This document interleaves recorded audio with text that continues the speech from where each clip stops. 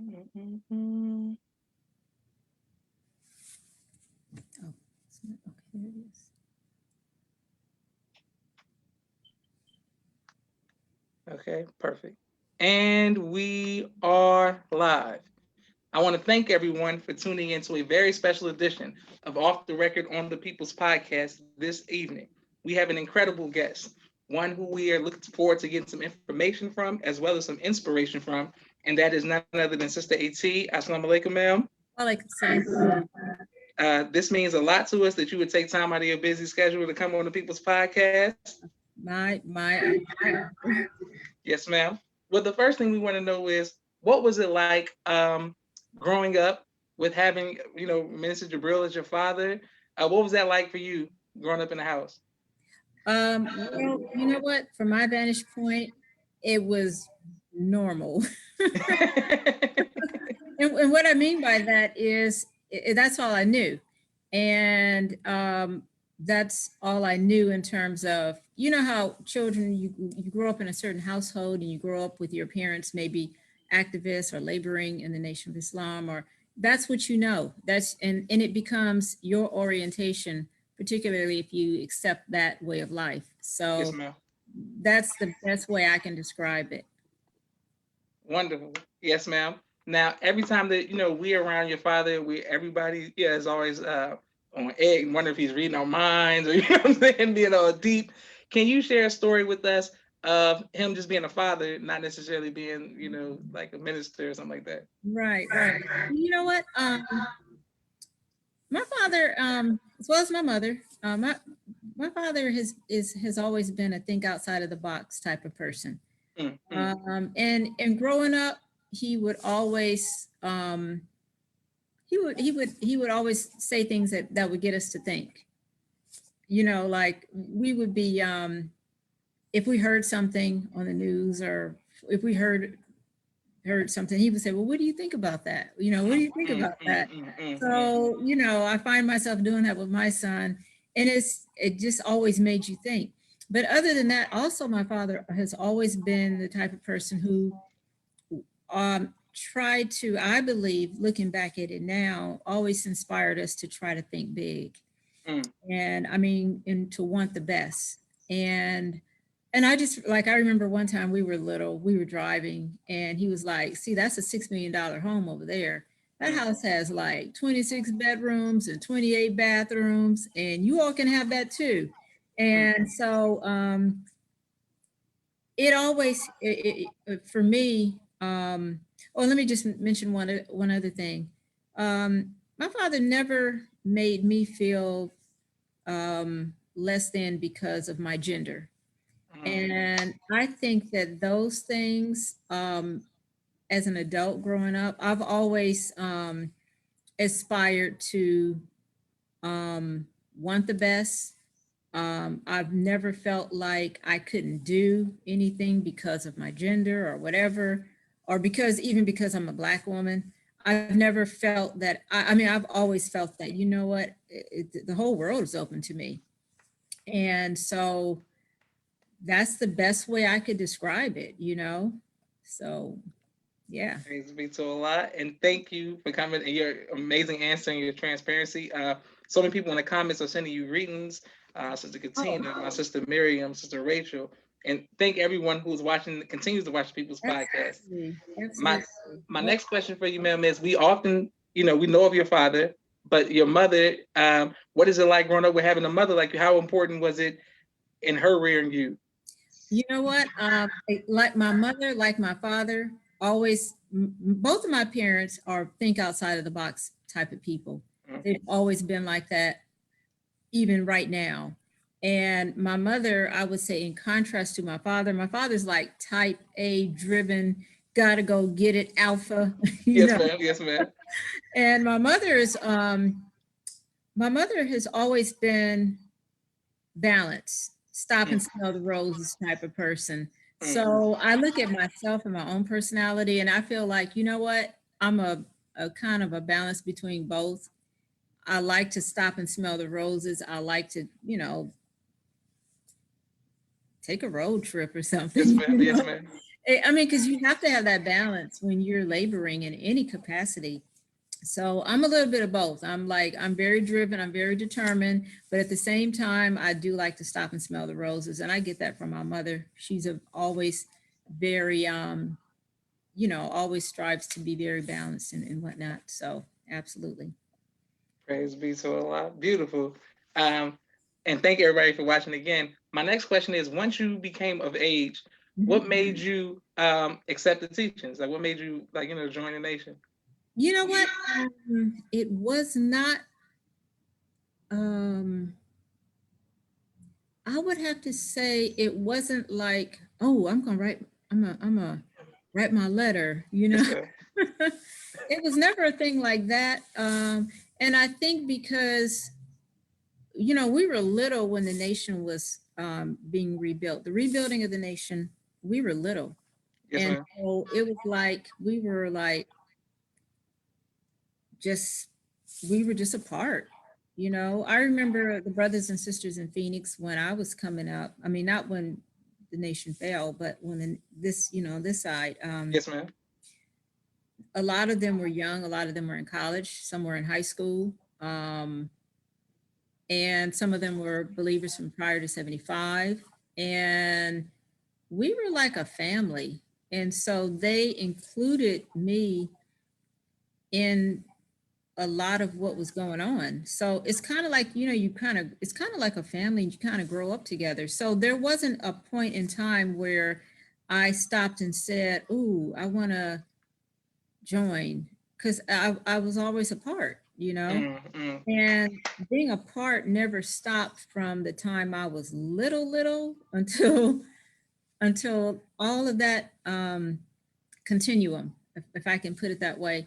Yes, And ma'am. I would say that the thing that did kind of catch my attention, and I would say made me look at what was going on on a whole new level, was when I read the Bible, the book of Revelations, and then I saw that was what was written in the book. Um, I guess the best way to say it, it tallied with the times. Mm. Mm. It I could see, wow, we're in this time period. Wow, this is going on. Wow, it's written here. Wow, this is going on right now. I could see the parallels. So that, I would say, kind of took me to kind of like another level in my understanding. Mm. Mm. But I and I think the other part of it was seeing that we were, to me, Islam has never been a religion. Uh, you know, we were always told from the Honorable Elijah Muhammad that Islam is a way of life. Yes, So ma'am. it never felt like something I have to put on or something I have to join. It's something that is a part of me. It's my Mm. way of life, and trying to live your best life and trying to submit your will to do the will of Almighty God Allah. That has been my orientation. So that's how I've always felt. Yes, ma'am. Yes, ma'am. So yeah, Beautiful. I hope that answers it. No, absolutely did. Praise be to Allah. What is your favorite memory with the Most Honorable Minister Louis Farrakhan? Wow. There's a whole lot. I'm sure. Yes, ma'am. Oh, wow. Wow. There's a whole lot. Yes, ma'am. I have to say, when we were little, the minister would come to Phoenix all the time. And during that time period, we got a chance to hang out with the minister a lot. And, like, golly, one day we took a trip to the Grand Canyon, Mm. Mm. we Mm. were, Mm. and it was like a family, some of the believers were there, Yes, and, ma'am. or um, we would help cook when again, we would help the sisters cook. We were young then, but, Mm. when we had to go take the food up to the hotel back at that time before we had the other national house, we would go up and take the food to the minister, and we would talk, and it was, I would have to say those time periods or those memories really are things that stand out. It wasn't something big and spectacular. It was just those type of settings where we got a chance to just sit and talk, and in fellowship and, those type of things, like if the minister was at our house and, we cooked dinner and he and Mother Tanetta, my father, would be sitting and talking. It was like a family, so I would have to say is those things that people might think are little things, or it wasn't some big, huge event, Yes, ma'am. Yes, ma'am. It was those type of things that you kind of look back and you cherish that time period, So I would say that. Beautiful. Praise be to Allah. Thank everyone for continuing to watch the People's Podcast. My next question for you, ma'am, is did you ever, because you're around Mother Tanetta, the minister, and your father and people like that, did you ever want to go into the ministry? In terms of teaching? Yes, ma'am. I kind of don't really think so. I mean, I've always felt like I'm a teacher, but based upon what I know and what I've always been, what's been drilled into me was to whom much is given, much is expected and required. So I've always felt an obligation to share what I know. But in terms of being on the podium, I mean, I've done it, I've Yes, done ma'am. a lot of times. But in terms of being a minister, no, that's not something, I just never felt that in particular was my calling. I think I'm much better at,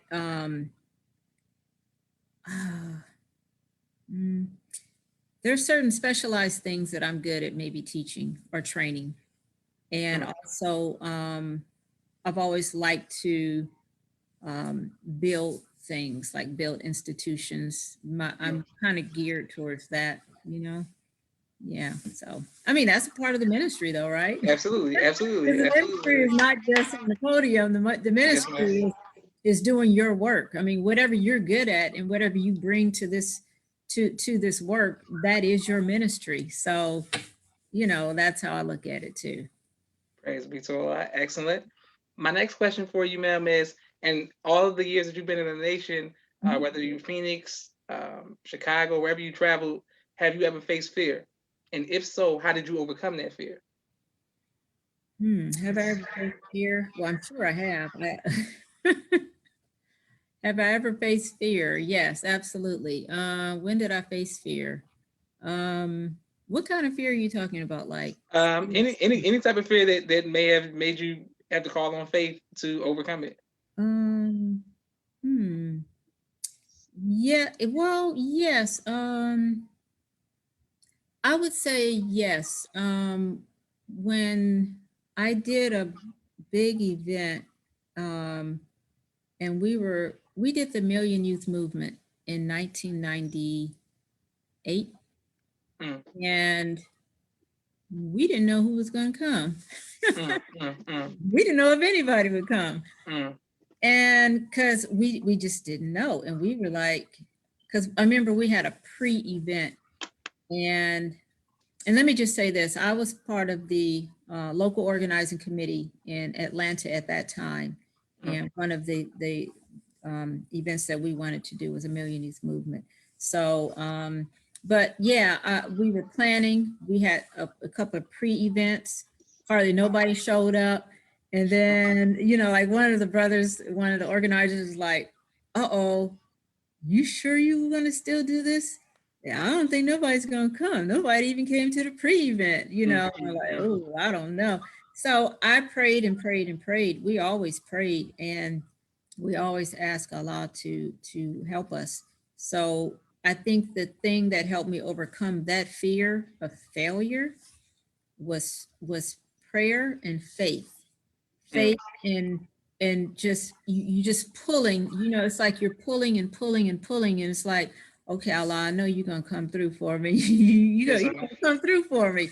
So when it was a 3-day event, and we were shocked at the people that it's like they just came out of nowhere. And I would say the final day we had like maybe 15,000 people out. And so that was a blessing, but I had no idea. I was like, part of me was like, oh my gosh, nobody's gonna come. And then the other part was like, no, you got to keep pulling, you got to keep pulling, you got to ask Allah, he's gonna help you, he's gonna come through. But yeah, we had like the first event, which we had only slated for like 1,000 people, we got over 1,000 people. Mm. And the second day was like workshops and whatnot, interfaith thing that we did. We were just shocked at all the people that just poured out. And so, and then on the final day, like I said, you know, Allah gave us the victory. So, yeah, I would say that that was kind of scary because it's the thing. It's the thing where you just don't know, and the only thing you have to pull on is your faith. Mm. You're just asking Allah to help you. So yes. So you know what? Everything that I approach now, that's whenever I do, whenever I've been blessed to do an event with the help of Allah and the team of believers who've been helping, especially with the healthy relationships. Yes, ma'am. My approach has always been, I'm stepping out on faith because I don't know the outcome. So everything that I approach now, that's how I approach it. I ask Allah for His help, and I approach it. You know, Allah is going to give us the victory. You know, because sometimes you don't know. You just got to step out there. So yes, sir. Beautiful. Praise be to Allah. Speaking of movements and marches, the Million Man March? How did that impact you as a sister, as a woman, and what was the climate like back then? Amen. March. Wow. Um,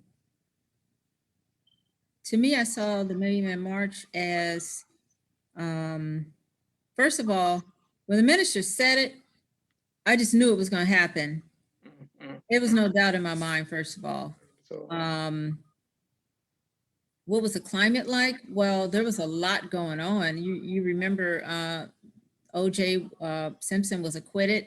yes, ma'am. Yes, ma'am. That was, you know, you had an environment where you had a lot of people who were angry over that, particularly Caucasians were very upset about that. It was a very intense type of climate that was going on. Um, but I believe the time was so right for a Million Man March because of the extra demonization of Black men, Black youth, and in particular, I was working in Phoenix. I was in Phoenix, Arizona at that time. I was living in Phoenix. I was working with gangs, and so working with I saw the carnage and I saw the demonizing of our youth. You kind of see that on a daily basis. So if you remember that point in time, that's when you had a lot of drugs, a lot of gang violence it really being emphasized in our community. So I mean, at least where that's what I saw in terms of the Million Man March. So I think oh gosh, I kind of lost part of what your question was. Can you kind of repeat that Oh, again? yes, ma'am. What was it like as a woman or as a sister, being in the Million Man March? What was the climate like leading up to it and Yeah. things? Okay. And as a woman, and to me, it was I can't say I felt any. I mean, I remember just being a little perturbed at some of our Black women, particularly those in leadership, who didn't understand where the minister was coming from, and in Yes, ma'am. particular with calling Black men, you know. But I was grateful at the same time for those others who stood up and supported and said, "Well, golly, you all, I mean, what's the problem?" You know, what Bev, I remember Bev, she had a show on BET. She had the minister on there all the time. So you had those, it was kind of a lot of conversations going on nationally with, you know, Black women, some Black women and not understanding it. But I think overall, again, Allah gave us the victory. And for me as a woman, I just felt very proud to be able to help because at that time, I had started the LOC in Phoenix with the help of Allah and, you know, a few believers, because a lot of people in Phoenix didn't know. So, you know, we started the LOC in the mosque and we had a big gathering just to let the community know about it. So I felt like I did what I could do, knowing what I know now. Yes, I ma'am. definitely would say that I could have, I would have done more, but I knew what I knew back then. So, um, yeah, but it was a very beautiful time. I remember the minister told us laborers, all of us laborers, I was serving as the student Vanguard captain, and he said, Okay, I didn't know. I all never knew laborers you. go on a 7-day fast. Mm, mm. Yeah, it's all the laborers are going a 7-day fast. And I was like, 7 days? 7 days? I've done 3. I've never done 7. So, but the minister said, do it. He said, pray. And I did it, and it's kind of like when you get past that second day, it's kind of like smooth sailing. Yes, ma'am. Yes, I remember that because we fasted through that time period. He said he asked all the laborers to go on a 7-day fast leading up to Million Man March. So that was a highlight. I would have to say that was a highlight for me, making that 7-day fast. Yes, ma'am. Yes, ma'am. Yes. Beautiful. Praise be to Allah. I never knew that you were a Vanguard captain. What was it like being a Vanguard captain? It was fun. Okay. Okay. It was fun because the sisters and the sisters that I soldiered with, we were friends. Mm, mm. So we weren't just people in a mosque. We were genuine friends. We would do things together. Um, it was fun. It was a learning experience at the same time. And anytime you're in any kind of leadership capacity, you're going to have ups and downs. You're going to have people coming at you with arrows. You're going to have all that. But you have to learn how to really rise above emotion into the thinking of God.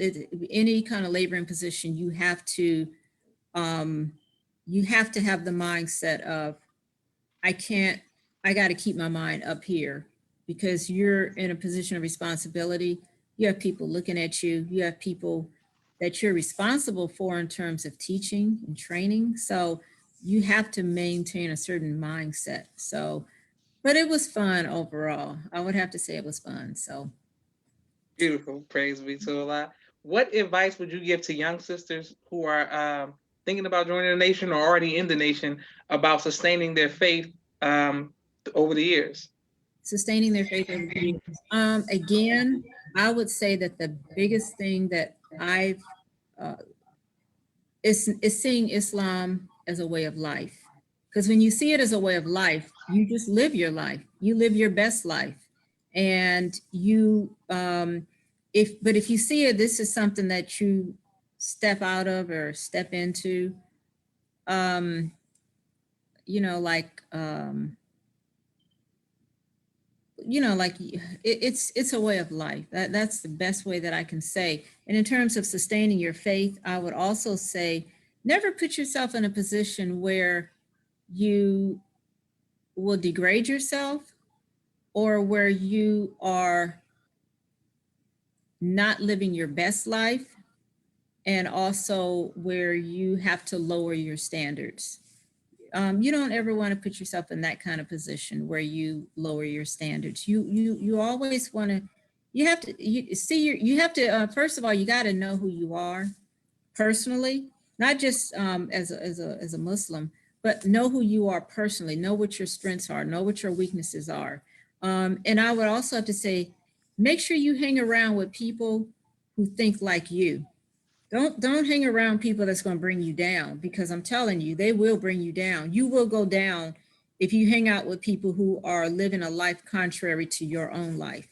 And I think that for me, like I said, the Vanguard sisters that I soldiered with, we're friends to this very day. I mean, I'm not in touch with every single person, but I know that, you know, we're friends to this day. So, and we vibe the same, and I already know that my sister has my back and she's not gonna, um, you know, do anything to bring me down. And I know I'm not gonna bring anything to bring her down. So I would say the key things are know what your standards are. Number one, don't lower your standards. Hang around people that you know think like you and live a life like you. And the other thing is never put yourself in a position where you are degraded. I think those are the most important things. And see Islam not as something that you put on and take off, but see Islam as a way of life. You're living your best life.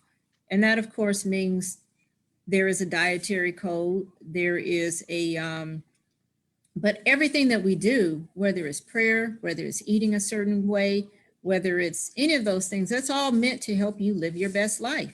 Yes, ma'am. So it's not like, oh, I gotta, not eat certain things because I'm a Muslim. No, you don't eat certain things because it's good for your health, you know?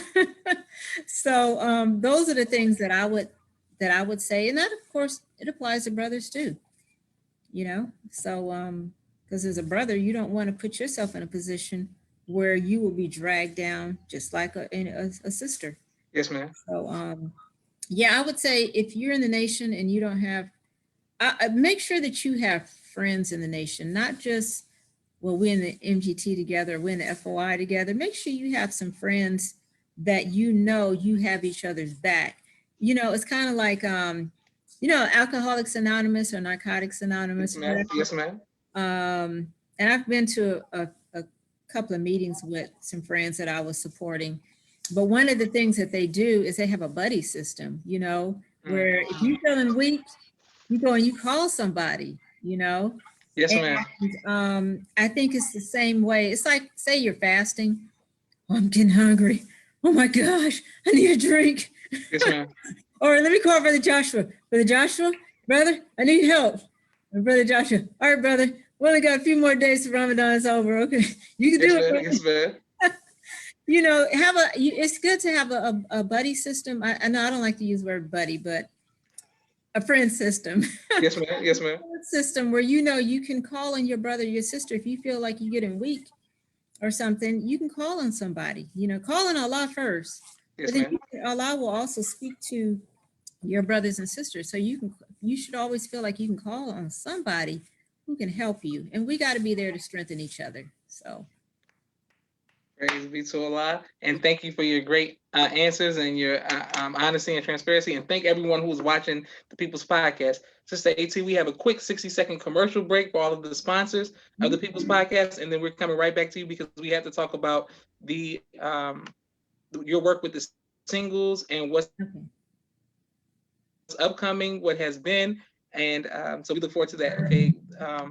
For everyone who is watching, if you would like to be hold on one second. There we go. Perfect. I want to thank all of the sponsors and donors of the People's Podcast. Please cash app the People's Podcast if you would like to be make a donation or like to be a sponsor of your business. My brother Rashad, Street Premier Media Production. He has a 4K camera, has a drone, does television and film editing.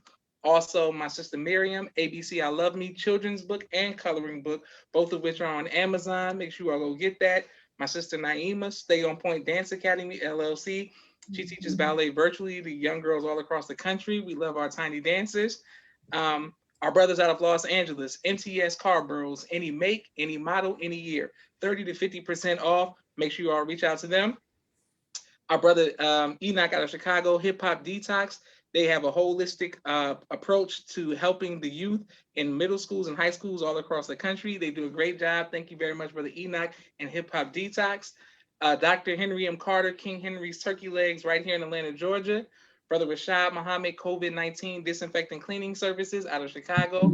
My father's book, A Soldier in the Movement of Christ, AbdulSharif.com. And last but not least, my two books, Cleopatra, which is on Amazon, and No Father, No Excuse, which is on Amazon as well. Also, here we go, boom. Also, here we go, and boom. Okay, here we go. Also, we have a new a school called Asiatic Minds Online School. Hold on. Online education, helping our children to discover their God-given skills, gifts, talents, and passion that will allow them to see their greatness as well as the greatness of our people. And upon discovering that greatness, infusing them with the desire to use it for the betterment of themselves, their families, our people, and the world. Classes begin September 1st. To enroll, visit AsiaticMinds.com. Perfect. And thank everyone who was AG sponsored. Headlines, And we're coming right back. This is the 18. Okay, hold on. One second. This is the 18. helping our It's children repeating to again. Okay, boom. discover Perfect. their Stop there. God-given skills, All right, there we gifts, go. I want to thank all of the sponsors, and I want to make sure we come right back to Sister AT. That's Sister AT. I posted a video clip of the Most High Mr. Farrakhan speaking to you and my father, and I happened to be on security when you all were in Chicago. And he was talking about you being an advocate for the singles event that you all were doing. I just thought it was a historic event because I had never been on stage with my father and the minister and you all the same. So it was just a good video clip that somebody sent me. Ever since I can remember, you've been dealing with the singles and love and relationships. Why is that such a passion of yours? Why is that such a passion of yours? Okay, first of all, Healthy Relationships Initiative, it was established in 2004. We started off with a singles retreat, but the focus has always been on the entire family, with youth, single, adults, single and married. And so that's why we held the Family Summit Conference a few years ago. Yes, But why is it a passion of mine? Number one is because I was just looking at the state of our nation, and we do have among our people, we have a high divorce rate, and we have to do something to stem the tide of divorces, and we have to do something to strengthen our families. So number one is I feel very strongly about family. Family is so important to me. Yes, My ma'am. family, I was blessed to grow up in a home with my mom and dad. Family is everything, you know? So I want to see our family strengthen. And that's just the bottom line. Yes, ma'am. I've also seen how through COINTELPRO, I've seen how family members have been pitted against each other. And, you know, that kind of thing can only happen when there's a weakness in the family that can allow in such, to allow anything in your family that can weaken the family. So for me, you don't have a nation if you don't have a family. Our nation is no stronger than the families that make up the nation, period.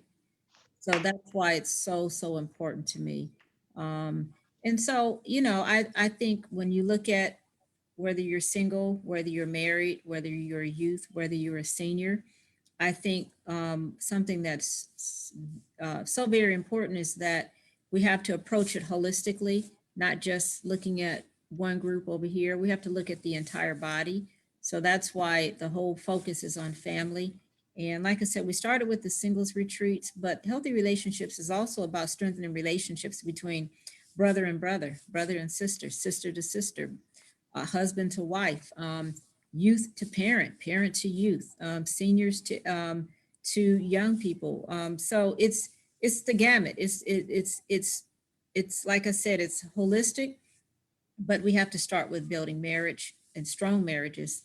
And so it starts with each person looking at self, and then it branches out from there. But family's everything, brother. It's just, there's just no way around it. It's whether you're in a church or a mosque, you know, when people get divorced, a lot of times, sometimes people leave, you know, or sometimes, you know, some messy stuff develops. I'm not going to get into that, but I'm just saying, you know, when our families are strong, our mosques are strong, you know. And I learned this I visited many churches. I went to some of their retreats when we were starting, and even after we started, because I wanted to see and learn from them. How do you do your retreats? And, you know, and I got a lot of good feedback. And like I said, the most important thing is when your families within a church are strong, that church is strong. Families within a mosque, when those families are strong, the mosque is strong. So that's why we have to start right there with the family. Beautiful. Yes, ma'am. Speaking of family, what advice would you give to future wives? Ooh, future wives. What advice? Know yourself. Know what you want. Be clear on what your deal breakers are. Don't go into anything with, you see something obvious and then you just kind of like, ooh, I'm just going to stick my head in the sand and be an ostrich, and you just kind of ignoring what can be a very obvious red flag. Yes, ma'am. Yes, ma'am. You should also know the person that you're getting married to. You need to know everything about that person. I mean, some things you're not going to learn really until you get married and you living under the same roof, but I'm talking about basic things. I've known people who've gotten married and never even met that person's parents or any member of their family. It's just me and you. Yes. And you know what? It's never just me and you. When you marry somebody, you marry into their family. And, so I would say the most important thing those are the things for me. You got to know what you want. I would caution people on getting married too soon, like straight out of high school. I would caution you because I can remember when I was just out of high school, a lot of the friends around me, good people, a lot of my um, um, Muslim friends around me got married at a very young age, and I would say pretty much all of them ended up divorced. So I would caution anybody marrying straight out of high school. Get yourself on a strong base, get yourself on a strong foundation. Make sure that you, like I said, you should know what you want out of life, because the person that you're going to be marrying, hopefully what you all want out of life is compatible, because if it's not, you're going to be going in two different directions.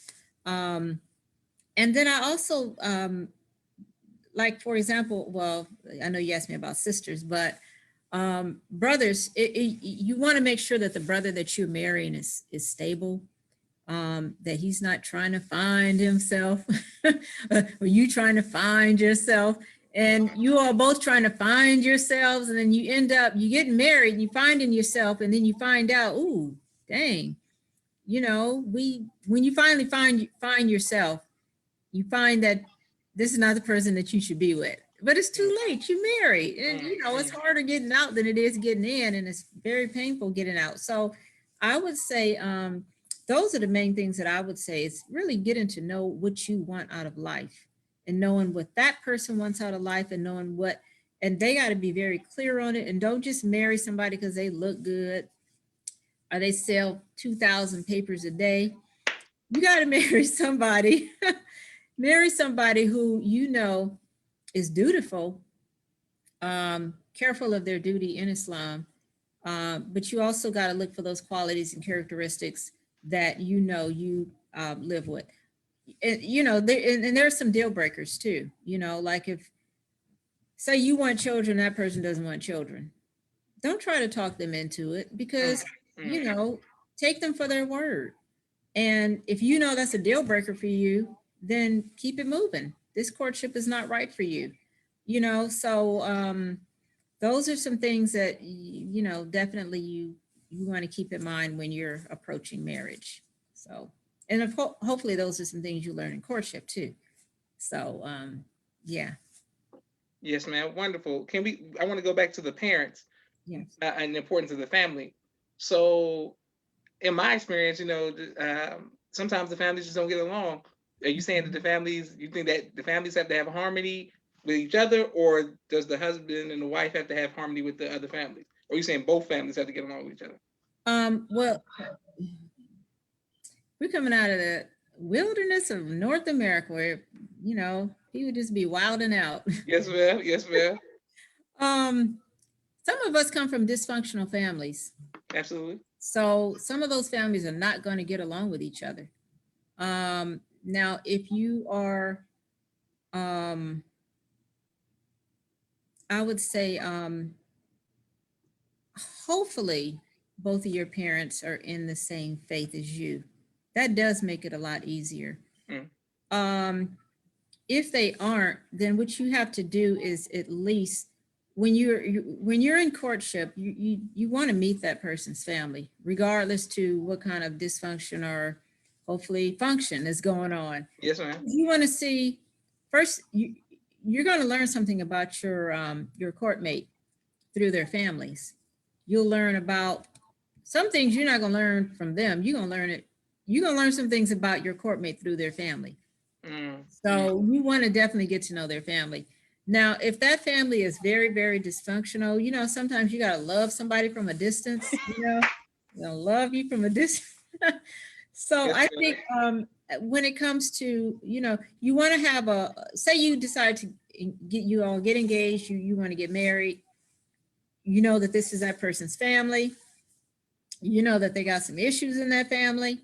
Well, like I said, you got to love from a distance, but you still want to make an effort to meet their family. You want to make an effort to establish some tie of friendship, some bond of family with them. But you know, as you know, and if you're, you know, you don't compromise your belief system. Like, you know, we're inviting you all over for Thanksgiving and we're gonna have ham hocks. Okay, well, you know you don't eat that, so Yes, ma'am. Yes, ma'am. you know, don't make a big deal out of it, but eat something else. Yes. Yes,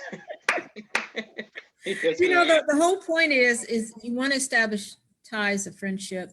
The Holy Quran talks about building, having ties of friendship and bonds of family. You want to build those bonds, but at the same time, you don't want to compromise your belief and your belief system. And you should try as much as you can to show them, you know what, a Muslim is not an alien, and you know, we didn't drop out of, I don't know, planet. Yes, ma'am. Yes, ma'am. So, but I would say that that's the main things is, you know, sometimes sometimes you just can't, you know, ingratiate or whatever, integrate yourself fully within a family if that family is dysfunctional or not supportive of you. But at the same time, you want to have respectful bonds of friendship as much as you possibly can establish with them. Wonderful. And there are a lot of young people or people of all ages, especially youth, who are interested in some wonderful advice from someone like you who has experience in being married and also putting on events dealing with healthy relationships. How can they reach out to you to find out your next events? Do you have a website, social media? Absolutely. Absolutely. We have, if you go to healthyrelationshipinitiative.com, you can get some information. It's healthy relationship, no S, relationshipinitiative.com. You can get some information. Also, if you go to Instagram, NOI youth, I mean, it'll say NOI youth with the underscore, NOI youth underscore on Instagram. And it'll say HRI Youth Committee in the title, so you can connect those two ways. So yeah, because we definitely got some exciting events coming up. The young people they've been doing a lot of live streaming and they have a lot of events planned out for the entire year. And we will also be, inshallah, starting up new events coming up this year on the adult side. And we are also planning a singles retreat. Our next we had to do it virtually, as you all know. The next virtual singles retreat is the weekend of, I believe that's the weekend of August the 7th. That'll be Friday, Saturday, and Sunday, or Saturday, Sunday. But it's that weekend. It'll more than likely be virtual because we're still in the pandemic. So more than likely it will be. But mark your calendars, weekend of August 7th. And that'll be the next singles retreat. We also want to still do a family summit conference. However, there's just been a lot of discussion on whether we should wait until after the pandemic is over or try to do it virtually. That's something that we still have to work out. But the minister did say that he would like to see another one. So we definitely want to see that through and make that happen. Beautiful. Praise be to Allah.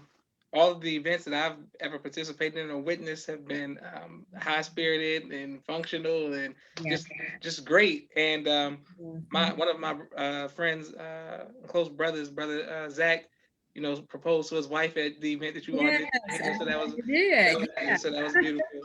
that was Um, fabulous. Oh, can I say one more thing? The singles retreat is for those 18 and up. okay. And 18 and up, although we are encouraging those 18, particularly if you between 18 and 21, we're really encouraging you to come and really get information. Because again, like I said, I caution you, if you're just out of high school and you don't have anything established, I caution you against rushing into a marriage and you're not set up and ready. So, Wonderful. Yes, ma'am. What's the 18? What type of music do you like to listen to? oh wow. Um, I love music. I came up in the hip hop generation, so Okay, okay, oh my gosh. I love me some Mary J. Blige. okay, I love Beyonce. okay. Um, I love DMX. May Allah be pleased with Yes, him. ma'am. Uh, I would have never guessed that. I would have never guessed that you like DMX. absolutely. I would have never guessed that. Absolutely. Tupac, DMX, Ice Okay. Cube. I love the, I'm sorry. Um, I, I kind of love the old school rap. I'm Okay.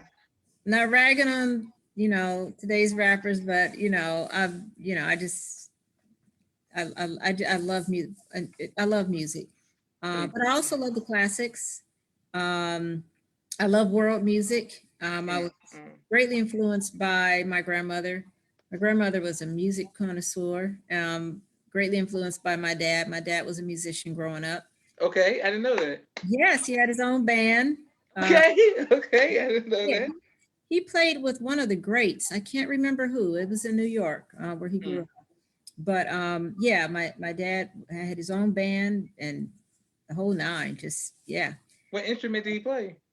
He, gosh, I think. Well, my dad was over the entire thing, but Okay, he loved to play the congas.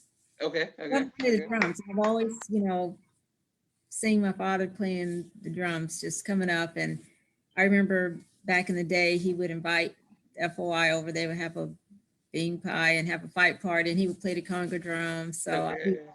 yeah, but yeah, I love all types of music. My mother greatly influenced my music choices too, with R&B, Mm, Gladys mm, Knights. mm. Oh man. Yes, ma'am. But yeah, but I'm mainly I love hip hop, but I love many types of music, except for I can't get in the country. And I don't know why everybody says that who comes on my show. I'm like, I like country music, but everybody seems to be like, I just can't get into it. Is that I like, can't. I just can't. My sister loves it. I can't. I try. I mean, I tried, but closest I've ever gotten in the country was "I Will Always Love You" by Dolly like Parton, pardon? Yes, ma'am. Yes, but sang by Whitney Houston. ma'am. That's the closest I've ever been The able to closer you got get. it. So, Yes, ma'am. Sister yeah. AT, will you ever write a book on your personal life? On my personal life, Yes, ooh, ma'am. you know what? Maybe. I've kept a journal since I was about 11. Um, Mm, mm, mm, mm, mm. so I just might, I love writing poetry, and I've written a book actually. Oh, I didn't know that. I've written a book. Yes, I've given it to people, but I haven't published it. I would like to publish it one day. It's called Triumph and Transformation Through Grief. Mm. It was inspired by the loss of my stepmother. May Allah be pleased with her, Sister Nafisa Muhammad. Yes, ma'am. Um, she was a very dynamic, beautiful leader. Um, Yes, ma'am. she was way in the 80s. She was the um, over the women in the Western region. She was a Western region captain at that time. But yes, I wrote a book on how to handling grief, and so I've shared it with some people who've lost someone. I do want to publish it one day, so just need to get a chunk of time and make it happen. I would love to read that book. I'll talk to you offline so I can see how I can get that. Oh, It absolutely. sounds Yeah. like an amazing title. Yes. Um, Hmm. yes, ma'am. What would you like your legacy to be, Sister AT? Wow.